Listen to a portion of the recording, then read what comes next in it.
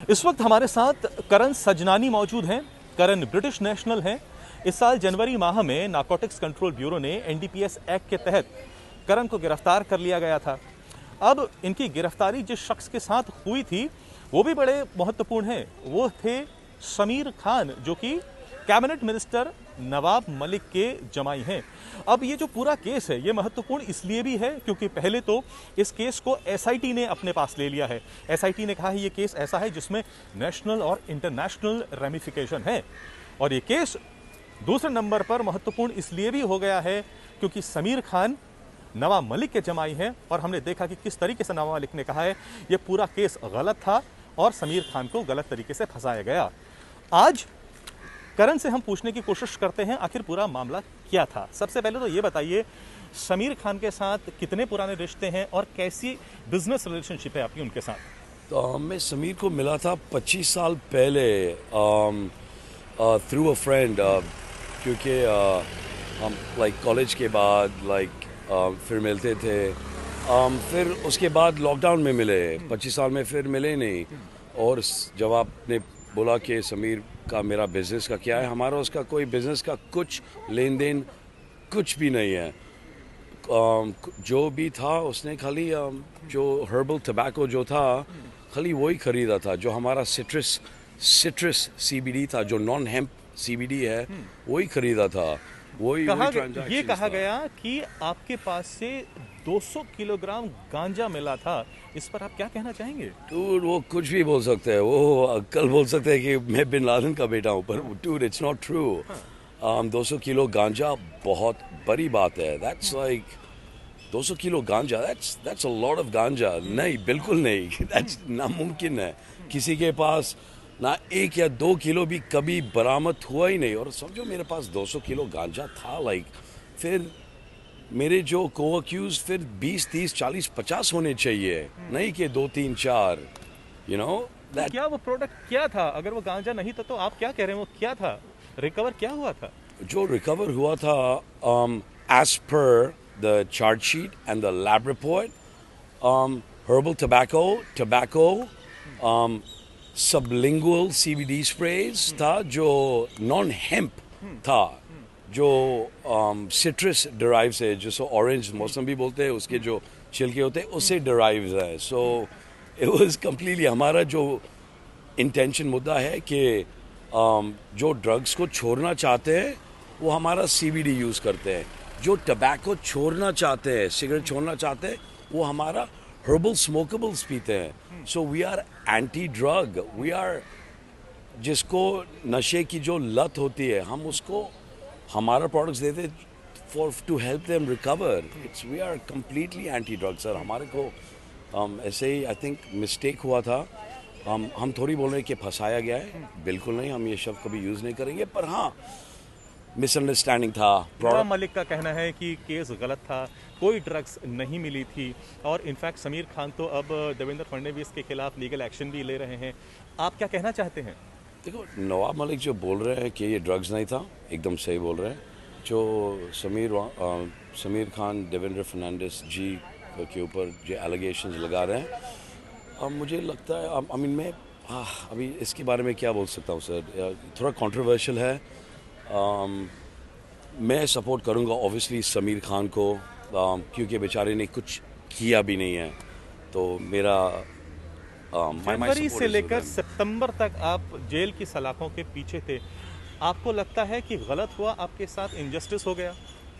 Injustice, of course injustice हुआ है। But देखो, एनसीबी भी, they all human beings at the end of the day. इंसान है, गलती होती रहती है।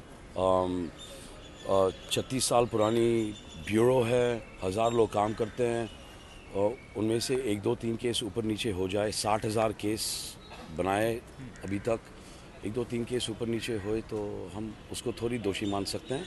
हाँ, पर ऑफिसर्स जो हैं, जो 1, 2, 3 ऑफिसर्स जो हैं, उनके ऊपर इंक्वायरी में भी बिठाएंगे, देखते हैं। पर एनसीबी के ऊपर बिल्कुल नहीं, क्योंकि हमारा जो मुद्दा है और एनसीबी का मुद्दा जो है सेम है। We are anti drugs. तो I support the NCB, I support any anti drug bureau. हाँ, मिस्टेक हुआ था, but anyways कोर्ट डिसाइड करेगा। अब तो ये केस एसआईटी ने ले लिया है, आप एसआईटी से मिले भी थे, या हाउ डिड इट गो? ओ एसआईटी वाले बहुत अच्छे थे, जो जांच कर रहे थे एकदम सही कर रहे थे।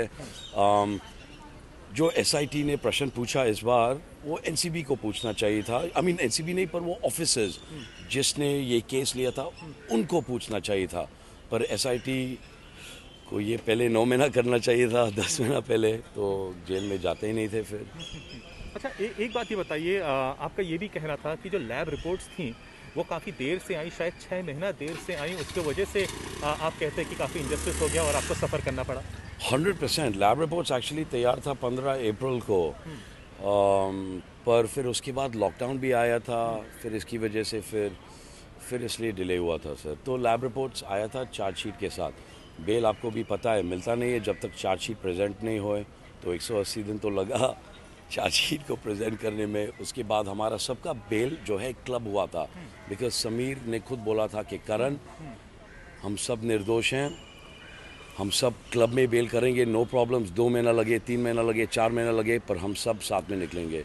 तो वो समीर खान की वजह से, हिज डिसीजन की वजह से, which was very sweet of him. वरना समीर खान जी एक्चुअली निकलते थे चार्जशीट के तुरंत बाद, पर उसने खुद बोला था कि करण सब जो है क्लब करेंगे साथ में और फिर साथ में निकलेंगे, ऐसा हुआ था। आपने ब्रिटिश प्राइम मिनिस्टर को भी लिखा है, बाकी एजेंसीज को भी लिखा है और इंडियन हाई ऑफिशियल्स को भी लिखा है, क्या और क्यों लिखा है? हमने लिखा था खाली जस्ट हमारे प्रोटेक्शन के लिए ना, कि आइंदा जो है ऐसा इंजस्टिस नहीं होए हमारे साथ, या कोई फ्यूचर नेशनल्स, फॉरेन नेशनल्स जो आए इंडिया में उनके साथ भी नहीं होए। आई एम नॉट सेइंग कि मेरे साथ इंजस्टिस हुआ है, हाँ मिसअंडरस्टैंडिंग हुई थी, बट आई थिंक अभी सब ठीक हो जाएगा। एसआईटी है इधर, जुडिशियल सिस्टम अच्छा है। I actually believe in the judicial in India. I believe इस केस को, इस इश्यू को पीछे छोड़कर भुला के आप अपना बिजनेस आगे भी करेंगे? Are you having second thoughts? ये business I would really love to do it, but I don't think I'm allowed to, and I'm going to follow the court orders. I will try to seek permission if I can, but if the judge says no, then no. आखिरी सवाल मेरा है कि कई लोगों ने बाकी और केसेस जो हैं नारकोटिक्स कंट्रोल ब्यूरो के पास, उसमें अधिकारियों के ऊपर आरोप लगाए हैं काफ़ी, और they resorting to extortion as well.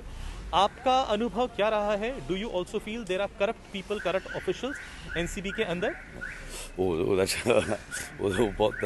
That's hardcore question, man. Do I feel that there is corruption? I can't comment on that. No comments for that. I'm so sorry. चलिए फिर आखिरी ये बताइए, ये जो 8 महीने जेल में रहे परिवार वालों के लिए, समीर खान के लिए कितनी मुश्किलात भरे रहे? क्योंकि वो तो आपके दोस्त हैं, उन्होंने काफ़ी कुछ शेयर किया होगा।